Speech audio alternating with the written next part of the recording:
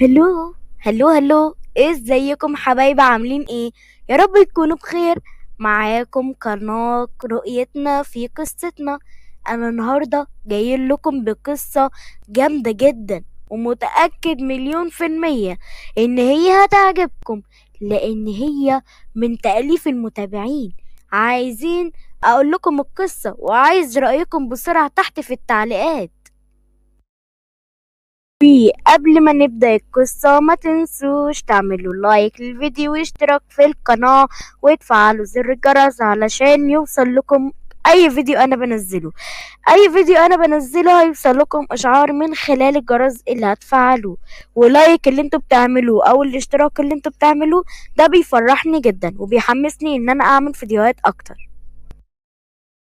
اما اول شخصية معانا النهاردة وهي اسمها روان، وعندها بالظبط 20 سنة، وتحب حد معاهم في الجامعة اسمه أدهم. أدهم عنده 23 سنة، وبرضك هو بيبادل روان بنفس الشعور. أما بقى الشخصيتين التانيين، عندك أميرة عندها 19 سنة، ومتهيألي هي أصغر واحدة فيهم. عندك يزن عنده 22 سنة، وهو برضك بيبادلهم نفس الشعور. أيوة، هما الاتنين بيحبوا بعض. اما بقى هنخش على اخر شخصيتين معانا في حلقة النهاردة، واللي هي واللي هو سوري يبقى رعد عنده 25 سنة، ومعاكم ياسمين عندها 23. ياسمين برضو بتحب رعد جدا، وهو كمان نفس الكلام. اللي انا لسه معرفكم عليهم دول دلوقتي، دول صحاب جدا، شلة صحاب بيحبوا بعضيهم، وبجد احلى شلة صحاب. كانت الأصحاب قاعدة في الكافيه، وكانوا عمالين يضحكوا ويهزروا جامد جدا، لغاية ما روان قالت: ايه ده انا الوقت اتأخر خالص، انا لازم اقوم اروح لحسن بابا هيزعقلي جامد. ليه يا روان يا بنتي؟ خليكي قاعدة معانا شوية، وبيروحي كمان ساعة، احنا كده كده كمان ساعة هنروح. لا والله يا شباب، مش هقدر اصلا، كمان ساعة يا اميرة بابا جاي، فمش هقدر ان انا اقعد معاكم اكتر من كده. انا عايزة بابا يجي من الشغل يلاقيني اصلا قاعدة في البيت. بقولك ايه يا روان، اجي اوصلك؟ ماشي، عشان ما ينفعش تمشي لوحدك دلوقتي. لو تقدر يا ادهم ماشي، انا ما عنديش مانع، بس توصلنيش لغاية البيت، يعني تقف بالعربية كده قبل بيتنا بشارع. وبعد ما مشيوا هما الاتنين، بقية الأصحاب قالوا: احنا لازم كمان نروح، هنقعد نعمل ايه أكتر من كده؟ كده كده الوقت فعلا قليل، والجو سقع. وصل ياسمين، ويزن وصل أميرة. ماما ماما، أنا عايزة أقولك على حاجة، ويا ريت توطي صوتك زي ما أنا موطياه كده. هو بابا جه؟ لا لسه ما جاش، بس انت بتتكلمي بصوت واطي كده ليه؟ قوليلي. اصلا انا يا ماما خايفة لا يكون بابا جه ويشوفني وانا لسه ما جيتش. الحمد لله ما جاش، الحمد لله. طمنتيني، ربنا يريح قلبك. انا هخش انام بقى. بقى كده تقلقيني وتخليني اوطي صوتي عشان خاطر كده؟ طب والله لا اديكي شبشب. تعالي بس بصيلي كده، ما انا لازم ارشقه في وشك. هي سمعت اني فيها شبشب قالت يا فكيك وجريت. لا لا، كله الا شبشبك، عشان خاطر لا شبشبك لا. دخلونا على اوضتي بسرعه.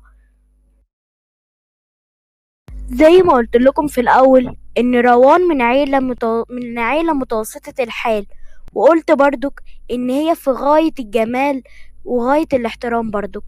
عندها ابوها وامها حنينين عليها جدا وبيحبوها، بس ابوها صعيدي حبتين، وهنعرف شويه كده. وهما الاتنين بيحبوا بنتهم دي لان هي وحدتهم، وما عندهمش غيرها، هي وبس اللي في حياتهم. ايه؟ excuse me mom، انا عايزك في موضوع صغير بس، ينفع؟ اه طبعا يا حبيبي، اقعد اقعد. عايزني بقى في موضوع ايه؟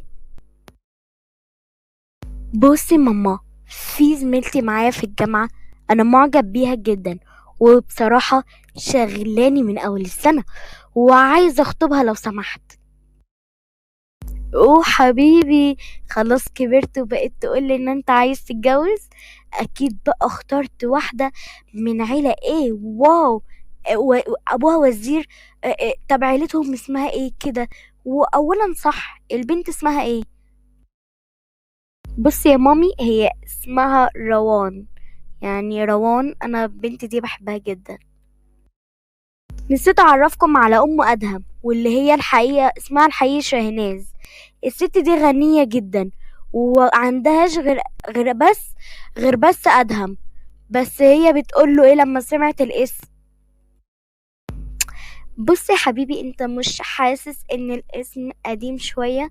يعني مش موديل زي بقية الاسماء اللي احنا بنسمعها.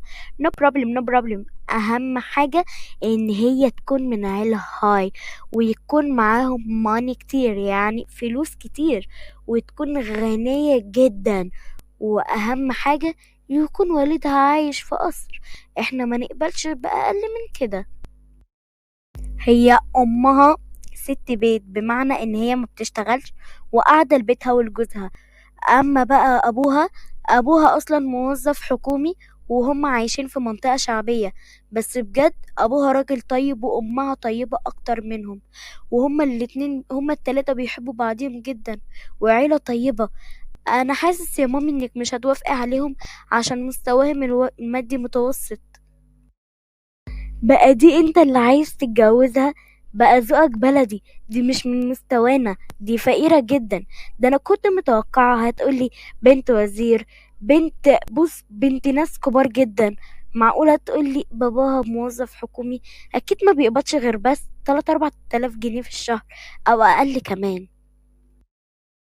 ايوه يا ماما، انا مش فارق معايا ده كله، بس انا بحبها قوي.